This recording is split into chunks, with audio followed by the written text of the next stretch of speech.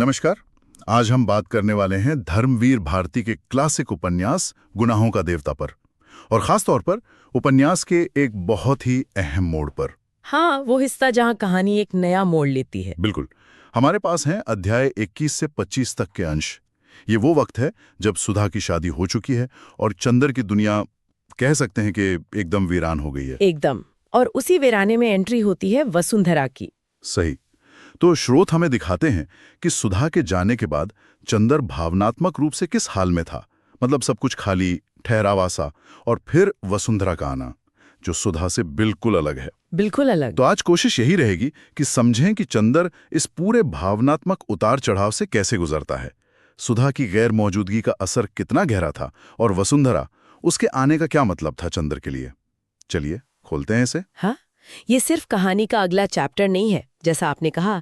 ये असल में वो पॉइंट है जहाँ अतीत की परछाइयाँ, है ना, वो वर्तमान की सच्चाई से टकराती हैं। सुधा, जिसके लिए चंदर के मन में एक पूज्य घाव था, वो जा चुकी है, और अब वसुंधरा है जो उस पूजा वाले रिश्ते से कोसों दूर है। सही।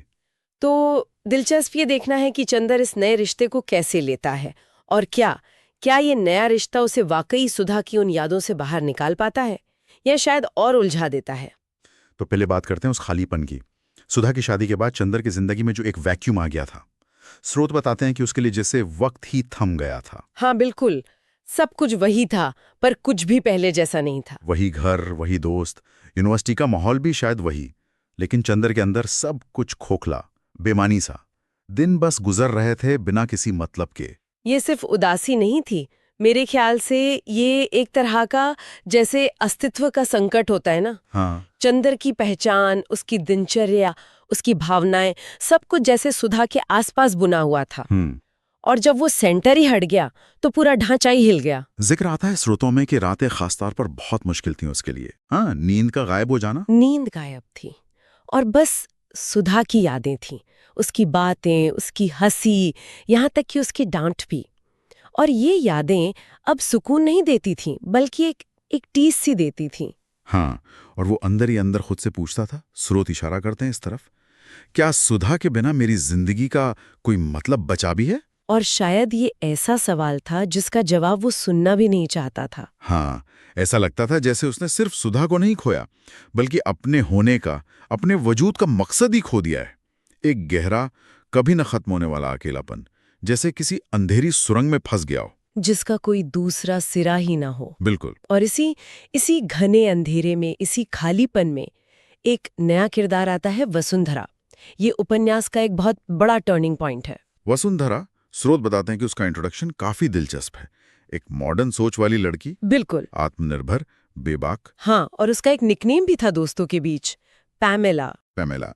ये शायद उसके उस बिंदास अंदाज की तरफ इशारा करता हो, या उस वक्त के हिसाब से थोड़ी वेस्टर्न सोच या पहनावा जो उसे अलग दिखाता था। हो सकता है, और यही इसका सबसे बड़ा कॉन्ट्रास्ट था सुधा से। बिल्कुल। अगर सुधा सादगी थी, परंपरा थी, एक शांत झील जैसी, तो वसुंधरा एक तेज बहती नदी, चंचल, मुखर, आत्मविश्वास से भरपूर। उसका बात करने का तरीका, उसके विचार, समाज के बंधनों पर सवाल उठाना, ये सब चंदर के लिए एकदम नया था। बिल्कुल। उसने सुधा के रूप में जिस स्त्री को जाना था, पूजा था, वसुंधरा उस फ्रेम में कहीं फिट ही नहीं होती थी। और क्या लगता है, यही नवीनता थी जिसने चंदर का ध्यान खींचा, या यूं कहें कि उसके दुख से ध्यान थोड़ा हटाया शुरू में? कह सकते हैं। देखिए, जब कोई गहरे दुख में होता है ना, तो कोई भी बदलाव, कोई भी नई चीज जो ध्यान बटा सके, वो एक तरह की राहत लगती है, चाहे वो थोड़ी देर के लिए ही हो। हाँ, अस्थायी। बिल्कुल। वसुंधरा की मौजूदगी चंदर के लिए एक ऐसा ही बदलाव था। वो सुधा की तरह चुपचाप दुख सहने वाले या समाज के डर से बंधने वाली नहीं थी। वो खुलकर जीती थी, खुलकर बोलती थी, और हो सकता है चंदर के अंदर जो कुछ दबा हुआ था, उस हिस्से को ये बेबाकी अच्छी लगी हो। स्रोत यही बताते हैं कि उनकी मुलाकातें फिर धीरे धीरे बढ़ने लगी।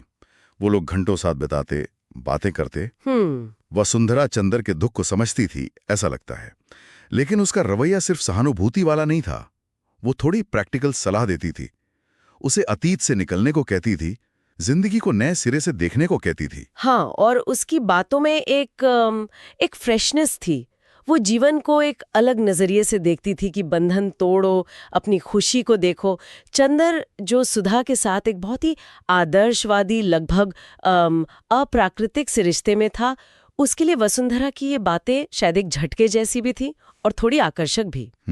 स्रोत में एक जगह इशारा है कि चंदर को उसकी बातें सुनकर कभी-कभी ऐसा लगता था जैसे बरसों पुराने रिश्ते हुए जख्म पर कोई मरहम लगा रहा हो। ये मरहम वाली बात ये बहुत महत्वपूर्ण है, लेकिन सवाल ये है कि क्या ये मरहम वाकई जख्म भर रहा था या सिर्फ दर्द को कुछ देर के लिए सुन कर रहा था? हाँ, ये बड़ा सवाल है। क्योंकि स्रोत ये भी साफ दिखाते हैं कि वसुंधरा के साथ घंटों बिताने के बाद भी जब चंदर अकेला होता था तो सुधा की यादें उसी तरह, उसी शिद्दत से लौट आती थी।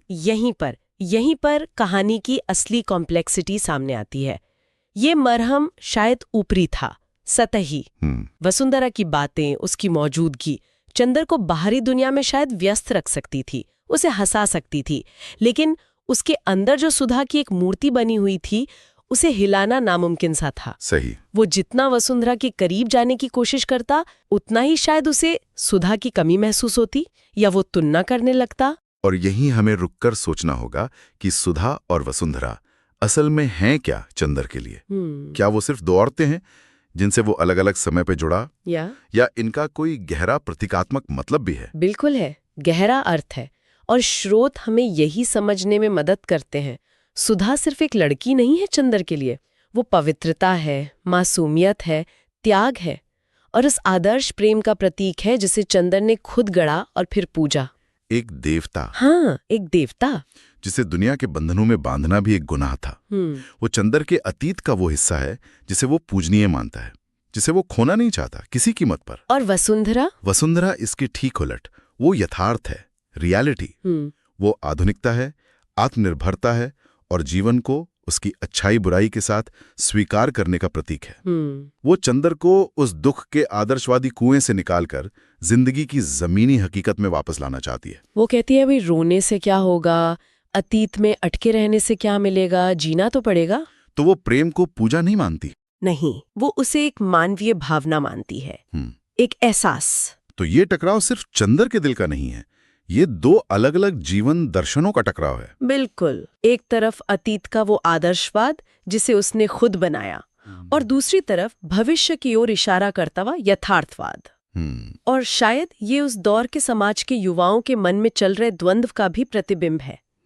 परंपरा और आधुनिकता के बीच का जो संघर्ष था, चंदर उस संघर्ष का जीता जागता उदाहरण बन जाता है। हाँ, वो सुधा की पवित्र यादों को भी नहीं छोड़ना चाहता, क्योंकि वो उसकी पहचान का हिस्सा है। सही कहा। लेकिन वो वसुंधरा के जरिए जो एक नई जिंदगी की संभावना दिख रही है, उसे भी पूरी तरह नकार नहीं पा रहा। वो जैसे बीच में लटका हुआ है, एकदम फंसा हुआ है। और यही उसका आंतरिक संघर्ष है जो इन अध्यायों में, मतलब 21 से 25 में खुलकर सामने आता है। वसुंधरा कोशिश करती है, पूरी कोशिश करती है। हाँ, स्रोत बताते हैं कि वो उसे हंसाने की, बहलाने की, उसे सुधा के गम के साए से बाहर निकालने की हर मुमकिन कोशिश करती है। नए लोगों से मिलवाती है, नई जगहों पर ले जाती है, उसे भविष्य के सपने देखने को उकसाती है। हाँ, लेकिन चंदर का मन वो जैसे अतीत में ही अटका हुआ है। वो वसुंधरा के साथ होता है, पर फिजिकली होता है, मेंटली, इमोशनली नहीं। उसकी हंसी में भी उसे सुधा की आवाज सुनाई दे जाती है। बिल्कुल। वसुंधरा कुछ पूछती है और जवाब में वो अनजाने में कुछ ऐसा कह जाता है जो उसने सुधा से कहा था। स्रोत में ऐसे कई छोटे छोटे मोमेंट्स का जिक्र है जहां ये साफ दिखता है कि चंदर वो वर्तमान में होकर भी अतीत में जी रहा है। ये तो बड़ी पीड़ादायक स्थिति है। एक तरफ कोई है जो आपकी मदद करना चाह रहा है, आपको आगे बढ़ाना चाह रहा है, और दूसरी तरफ आप हैं जो उस अतीत की गिरफ्त से निकल ही नहीं पा रहे। तो इसका मतलब क्या निकालें? क्या वसुंधरा का प्यार या उसकी दोस्ती चंद्र के लिए काफी नहीं है? देखिए, ये नाकाफी होने का सवाल शायद नहीं है। मुद्दा शायद ये है कि चंदर उस मदद को स्वीकार करने के लिए तैयार ही नहीं है अंदर से। अच्छा। वसुंधरा का स्नेह, उसकी कोशिशें अपनी जगह सच्ची हो सकती हैं, लेकिन चंदर के लिए सुधा सिर्फ एक प्यार या दोस्त नहीं थी, वो एक आदर्श थी, एक देवता थी। और आप देवता को कैसे रिप्लेस कर सकते हैं? वसुंधरा एक इंसान है, अपनी खूबियों खामियों के साथ। वो उस देवता वाले आसन पर नहीं बैठ सकती। चंदर का संघर्ष यही है क्या वो अपने देवता को छोड़कर एक इंसान को अपना सकता है? तो ये रिश्ता चंदर और वसुंधरा का ये एक तरह का असफल प्रयास बनकर रह जाता है, या इसमें कोई उम्मीद दिखती है आगे? इन अध्यायों के अंत तक तो ये एक संघर्ष ही ज्यादा नजर आता है। वसुंधरा कोशिश करती रहती है, चंदर उस कोशिश और अपनी यादों के बीच झूलता रहता है। यहाँ तक कि वसुंधरा भी कभी कभी फ्रस्ट्रेट होती है। उसे लगता है जैसे वो एक दीवार से बात कर रही है। और चंदर के मन में एक अपराध बोध भी है। हाँ, गिल्ट कि क्या वो सुधा को धोखा दे रहा है वसुंधरा के करीब जाकर। और ये गिल्ट उसे और पीछे खींचता है। तो इन अध्यायों का निचोड़ क्या है? क्या सबक मिलता है हमें इस हिस्से से? सबसे बड़ा सबक तो शायद यही है कि अतीत की पकड़ बहुत मजबूत होती है, खासकर जब वो गहरे भावनात्मक रिश्तों से जुड़ा हो। इंसान चाहकर भी अपनी यादों से, अपने इतिहास से पूरी तरह मुक्त नहीं हो पाता। नई राहें खुल सकती हैं, नए लोग मिल सकते हैं, जैसे वसुंधरा मिली, लेकिन कुछ छाप, कुछ निशान हमेशा रह जाते हैं। और चंदर का मामला तो और भी पेचीदा है, क्योंकि उसने अपने अतीत यानी सुधा को एक असाधारण, लगभग देवी जैसा दर्जा दे रखा है। ये बात सोचने वाली है कि यादें हमें बनाती हैं या हमें कैद कर लेती हैं। हाँ, बिल्कुल। चंदर के लिए सुधा की यादें उसकी पहचान का हिस्सा हैं, अटूट हिस्सा, लेकिन वही यादें उसे आगे बढ़ने से भी रोक रही हैं। हाँ, ये एक बहुत ही फाइन लाइन है। कब तक यादें हमारी धरोहर हैं और कब वो बेड़ियां बन जाती हैं। वसुंधरा उन बेड़ियों को तोड़ने की कोशिश कर रही है, लेकिन शायद चंदर उन बेड़ियों के साथ जीने का आदी हो चुका है, या शायद वो उन्हें तोड़ना ही नहीं चाहता। ये उपन्यास इसी मानवीय दुविधा को, इसी कश्मकश को बड़ी गहराई से पकड़ता है। तो गुनाहों का देवता के इन महत्वपूर्ण अध्यायों 21 से 25 पर हमारी इस बातचीत से हमने देखा कि सुधा की शादी के बाद चंदर किस गहरे भावनात्मक शून्य में था। कैसे वसुंधरा का आना उसके जीवन में एक ताजी हवा के झोंके की तरह तो था, लेकिन वो हवा चंदर के अंदर जमी हुई बर्फ को पिघला नहीं सकी, कम से कम अभी तक तो नहीं। बिल्कुल। हमने ये भी समझा कि कैसे चंदर दो दुनियाओं के बीच फंसा हुआ है। एक तरफ सुधा की पवित्र आदर्शवादी यादों की दुनिया, और दूसरी तरफ वसुंधरा की यथार्थवादी जिंदा दिल दुनिया। और कैसे अतीत का साया वर्तमान की धूप को भी धुंधला कर सकता है, चाहे कोई कितना भी हाथ बढ़ाकर उस साये से बाहर खींचने की कोशिश करे। बिल्कुल सही कहा। ये उपन्यास मानवीय रिश्तों की जटिलताओं को, मन के अंदर चलने वाले संघर्षों को और अतीत के बोझ को ढोने की जो मजबूरी होती है, उसे बहुत ही मार्मिक ढंग से दिखाता है। चंदर का संघर्ष हमें यही दिखाता है कि दिल पर लगे जख्मों को भरना और अतीत को पीछे छोड़कर आगे बढ़ना कितना मुश्किल हो सकता है, खासकर तब जब अतीत को आपने खुद ही देवता बना रखा हो। और जाते जाते एक सवाल जी सोचने के लिए छोड़ जाते हैं कि जब कोई हमें हमारे अतीत के अंधेरे से, हमारी दुखती यादों से बाहर निकालने की कोशिश करता है, तो क्या वो हमेशा एक मदद ही होती है? ये गहरा सवाल है। या कभी कभी हमें ऐसा भी लग सकता है कि वो इंसान हमारी पहचान के, हमारे वजूद के उस हिस्से को मिटाना चाहता है जिसे हम सारे दर्द के बावजूद होना नहीं चाहते, क्योंकि शायद वो दर्द भी हमारी कहानी का एक जरूरी हिस्सा बन चुका होता है। इस पर विचार जरूर कीजिएगा।